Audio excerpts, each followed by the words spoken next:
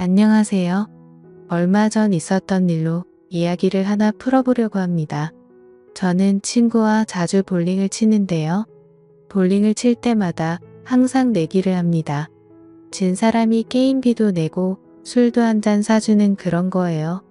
제가 게임에서 져서 술을 사는데 괜히 돈도 아깝고 그래서 간단하게 마시고 빨리 들어가려고 했거든요.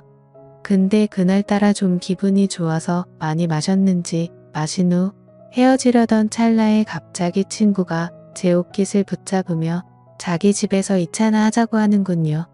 저는 밤이 늦어 집에 들어가야 한다고 했으나 막무가내인 친구를 어떻게 말릴 도리가 없었습니다. 그래서 아내의 허락을 받은 후 친구의 집으로 갔어요. 1차는 저에게 얻어먹었으니 2차는 집에서 자기가 대접하겠다더군요. 물론 집으로 가는 택시비도 자기가 대주겠답니다. 이 친구는 술만 마시면 이렇게 죽자고 마십니다. 중간에 좀 끊을 줄도 알아야 하는데 그런 걸 모르는 것 같아요.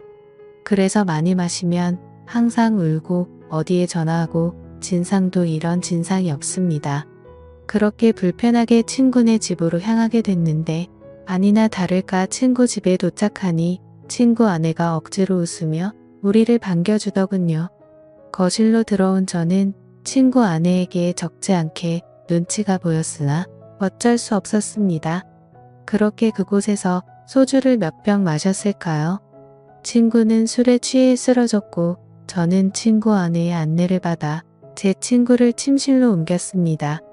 그래도 다행히 오늘은 별 진상을 안 부리고 이렇게 곱게 자는 걸 보니 괜히 고마운 마음도 들었습니다. 저는 친구 아내에게 폐를 끼쳐 미안하다고 했지요.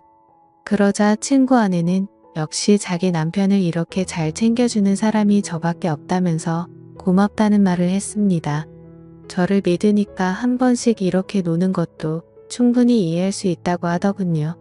저는 친구도 술에 취해 들어 눕게 된 마당에 더는 이곳에 있을 필요가 없어 이곳을 후다닥 나가려는데 마침 친구 아내가 바둑 프로를 시청하고 있는 게 보였습니다.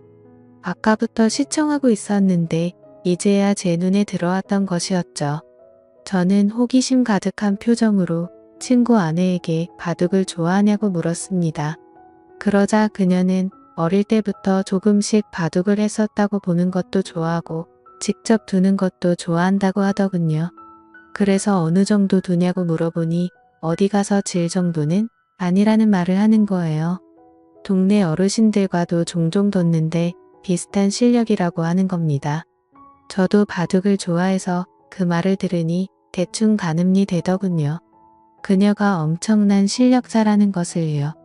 한 번은 제가 어릴 때 한창 바둑 기사가 되겠다며 학원을 다니다 가 자신감이 차올라서 탑골 공원 쪽 어르신들에게 도전을 해본 적이 있습니다. 지금 생각해보면 참 아찔한 도전인데 당시에는 이 정도는 해도 될 줄 알았어요. 근데 그 공원에 시간이 남아 돌아서 서성이는 것 같은 그 어르신들이 사실은 엄청난 바둑 실력자들이더라고요. 그 뒤로 부끄러워서 어디 가서 바둑 둔다는 말을 잘 안 하는데 그녀의 말은 정말이지 저를 궁금하게 만들었습니다. 그리고 보통 나이 들어서도 바둑을 하는 사람은 대부분 남자입니다.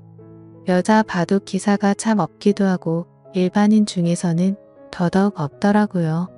그래서 호기심이 많이 생겨서 다음에 기회 되면 바둑 한 번 두자고 말을 했는데 그녀는 갑자기 지금 한 번 하는 게 어떠냐는 제안을 하더라고요.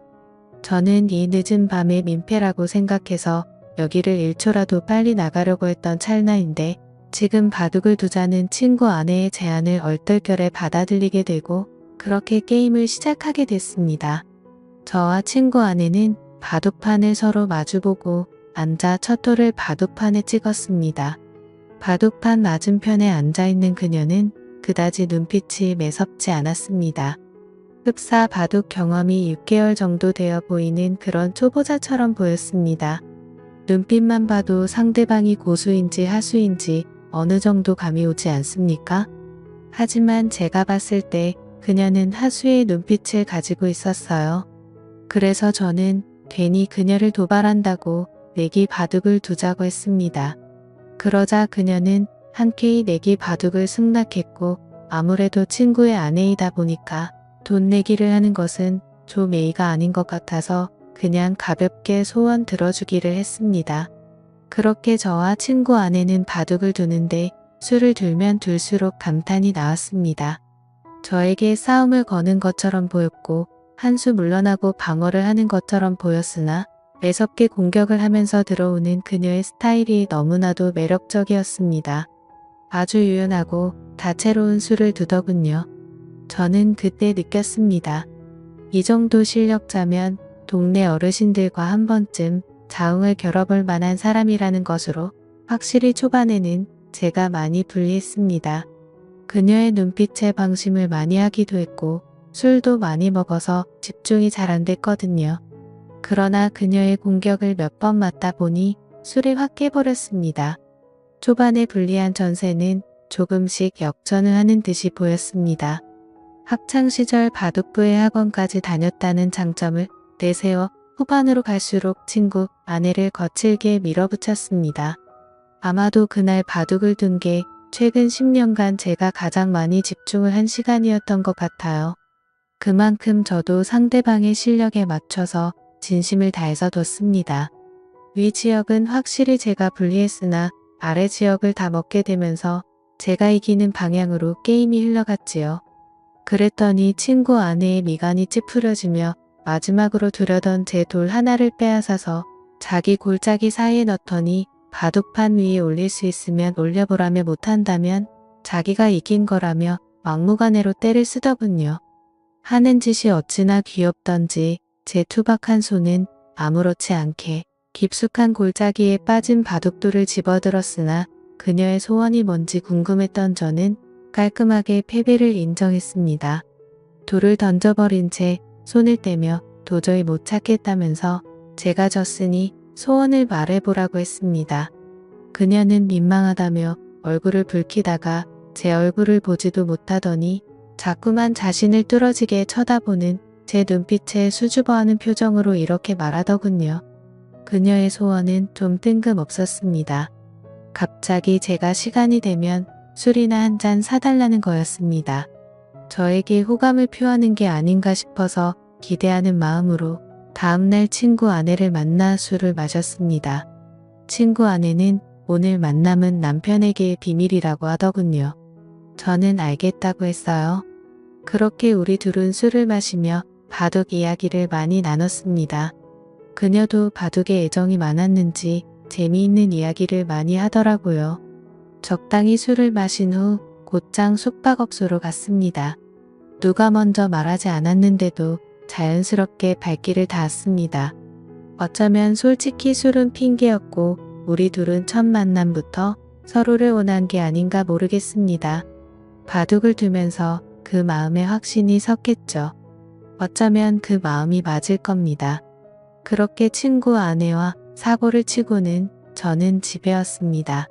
정말 재밌고 짜릿한 순간이었습니다. 그렇게 며칠이 지난 후에 자꾸만 친구 아내가 생각나더군요. 이럴 줄 알았다면 그때 친구 아내 연락처라도 알아둘 걸 그랬다며 혼자 아쉬워하고 있었습니다. 저는 고민하다가 친구 아내가 너무나 보고 싶어서 3일 만에 친구에게 전화해 너희 집에서 술이나 마시자고 했습니다.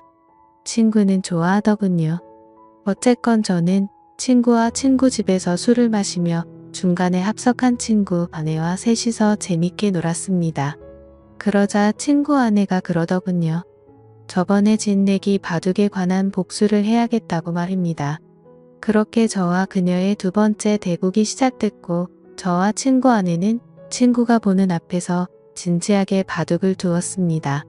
친구는 바둑에 취미가 없던지 긴 하품을 내뱉다가 자야겠다며 안방으로 들어가더군요.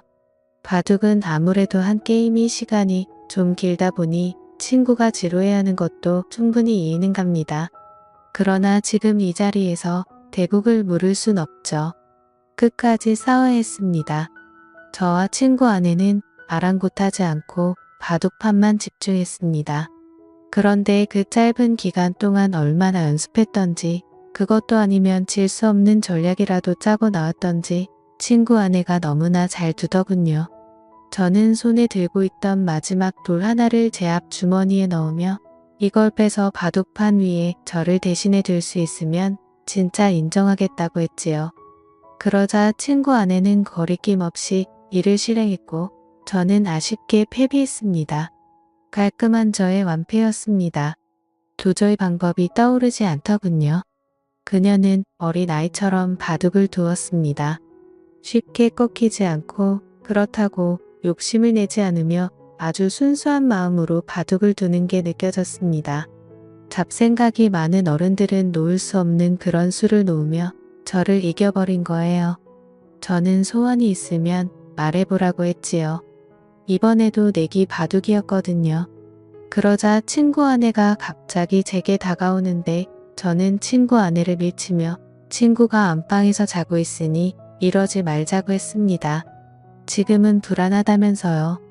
그러자 친구 아내는 지금이 아니면 안 된다고 못을 박더군요. 어쨌건 저는 마지못해 선을 또 넘고 말았습니다.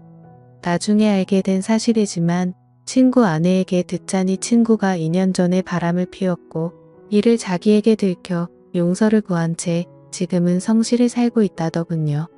그래서인지 몰라도 남편과는 자꾸만 마음의 거리감이 생겨 피하게 된답니다. 하지만 그녀도 여자이다 보니 이렇게라도 해소를 해야겠다고 하더군요. 제가 마음에 들어서 그런 거라고 말을 하는 걸 보니 저를 어떻게 한번 해보려고 이렇게 바둑을 열심히 두는 거였구나 생각했습니다. 마음이 씁쓸해지더군요. 아무렴 어떻습니까? 저도 솔직히 좋다고 생각했으니 좋다고 생각해야겠지요. 어쩐지 친구와 같이 있어도 뭔가 서먹하다고 했는데 역시나 이유가 있었습니다. 그 후로 저는 친구 모르게 친구 아내와 깊은 만남을 이어갔고 그렇게 1년을 만나다 그녀가 헤어지자고 하더군요. 이제는 마음 잡고 가정을 위해 성실하게 사는 남편 뒤통수를 못 치겠다더군요. 그게 이유였습니다. 저는 아직은 그럴 수 없다며 계속 만나자고 했습니다. 친구 아내와 만나며 여러 얘기를 할 수가 있어 삶이 즐거웠습니다. 이런 것을 한순간에 내려놓기가 힘들더군요. 우리가 중년이 넘어서면 딱히 인생에 어떠한 즐거움을 찾기가 힘들잖아요. 다른 걸 떠나서 이렇게 즐겁게 바둑을 둘 수 있는 친구가 있다는 게 참 좋았는데 아쉽잖아요. 어쨌건 저는 헤어지자던 친구 아내를 겨우 설득해 계속 만나는 중인데 언제까지 이런 만남이 유지될지 모르겠습니다. 이제 헤어지기엔 이미 저는 친구 아내에게 너무나 깊게 빠져버렸거든요. 오늘의 사연은 여기까지였습니다. 감사합니다.